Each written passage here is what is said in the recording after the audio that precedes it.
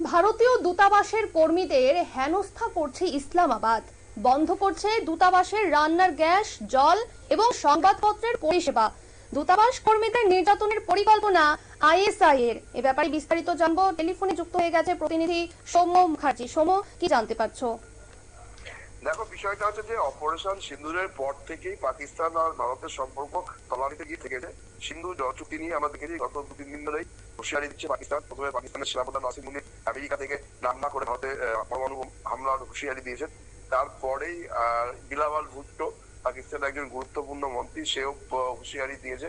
এবং বিষয়টি নিয়ে আরো যেটা জানা যাচ্ছে যে এই হুঁশিয়ারি দেওয়ার পাশাপাশি ভারতের যে দূতাবাস রয়েছে ইসলামাবাদে, প্রত্যেকটি দেশেই যে প্রতিবেশী দেশ বা অন্যান্য দেশের যে দূতাবাস থাকে, সেরকম ইসলামাবাদে ভারতীয় যে দূতাবাস আছে সেই দূতাবাসের কর্মীদের ওপর বিভিন্ন রকম অত্যাচার নামায় আনার চেষ্টা করছে পাকিস্তানের প্রশাসন।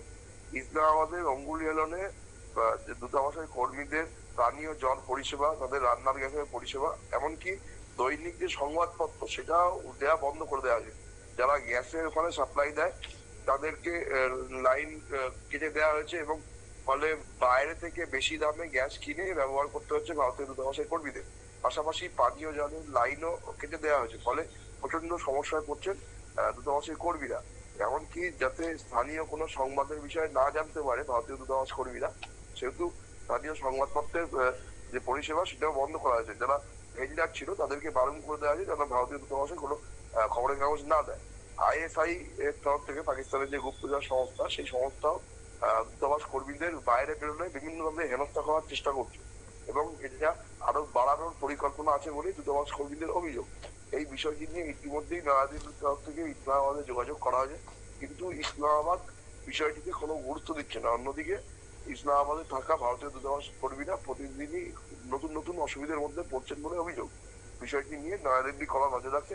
যদি সেরকম পরিস্থিতি হয় তাহলে দূতাবাস কর্মীদের ভারতে ফিরিয়ে আনার চিন্তা ভাবনা করা হচ্ছে বলে জানা গেছে। ধন্যবাদ সৌম্য। আমরা শুনে নিলাম, অর্থাৎ ভারত পাকিস্তানের যুদ্ধক্ষেত্রের ফলেই এই দূতাবাসের ভারতীয় দূতাবাসের কর্মীদের উপর হেনস্থা করছে তারা ইসলামাবাদরা, এবং এই দূতাবাস কর্মীদের নির্যাতনের পরিকল্পনা আইএসআই এর, এমনটাই জানা যাচ্ছে। নিয়ে নিচ্ছি ছোট্ট একটি বিজ্ঞাপন বিরতি, সঙ্গে থাকুন।